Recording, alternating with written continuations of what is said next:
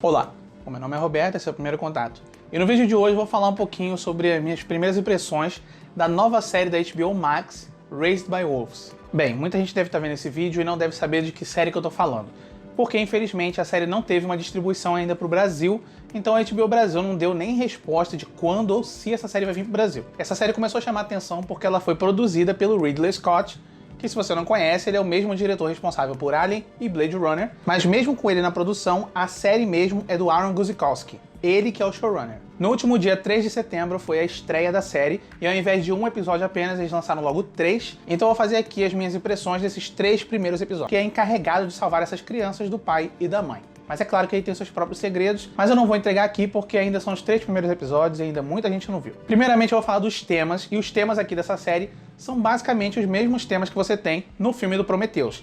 E dá pra ver aqui como o Ridley Scott influenciou bastante essa série, e aqui nessa série ele debate principalmente elementos religiosos e conflitos ideológicos. Dá pra ver até na premissa que eu mencionei que o teor religioso aqui não é nada sutil, tanto que os humanos viajam nessa arca, que é uma grande alusão à Arca de Noé, mas até aí tudo bem. Eu não me importo se o tema é batido, dependendo da execução. Se for bem executado, tudo bem. Os 2 primeiros episódios da série já são dirigidos pelo próprio Ridley Scott, e realmente os visuais são incríveis, você pode esperar aí uma direção de arte no mesmo nível dos filmes dele. E tem uma outra coisa que ele traz dos seus filmes que eu acho que talvez não funcione muito bem no formato seriado, que é tratar os personagens de uma maneira muito mais fria. Dá pra ver logo nos primeiros episódios que a atuação do Travis Fimmel e da Amanda Collin, eles estão um pouco travados ali, então não dá pra você se importar muito com eles. O diretor estabelece... E também me incomodou que a montagem é um pouco confusa, então ao invés de você ficar meio curioso com o mistério, você realmente fica sem saber o que fazer ali, você não sabe onde você tá, você não sabe em que ponto específico, você não sabe quem é quem direito. Depois dá uma melhorada, mas no começo é conveniente. Essa conveniência irrita ainda mais quando você vê que a personagem da mãe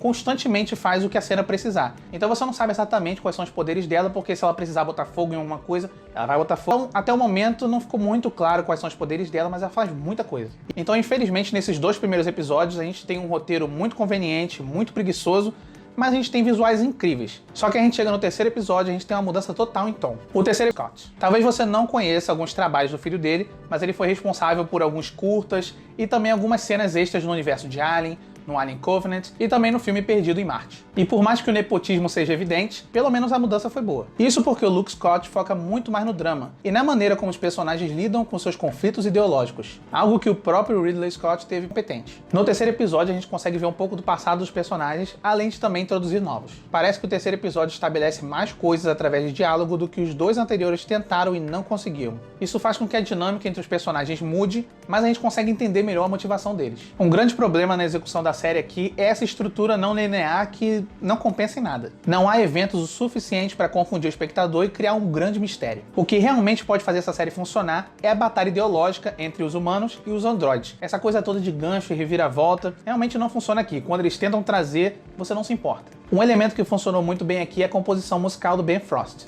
que é o mesmo que fez a música da série Dark. Felizmente aqui a trilha é bem menos repetitiva do que a de Dark. E também traz essa sensação de estranheza desconfortável que funciona muito bem. Em questão de ambientação, a série está perfeita. Por enquanto, de acordo com esses 3 episódios, eu diria que é uma série inconsistente e com um enredo conveniente demais, mas ainda traz conceitos e visuais que chamam a atenção. No 3º episódio tivemos essa mudança na abordagem narrativa, e se continuar assim, talvez a série consiga criar algo único, mas por enquanto ela não tem identidade suficiente para se tornar indispensável.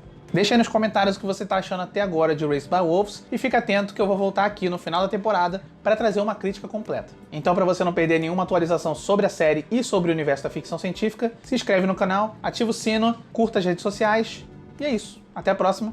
Tchau.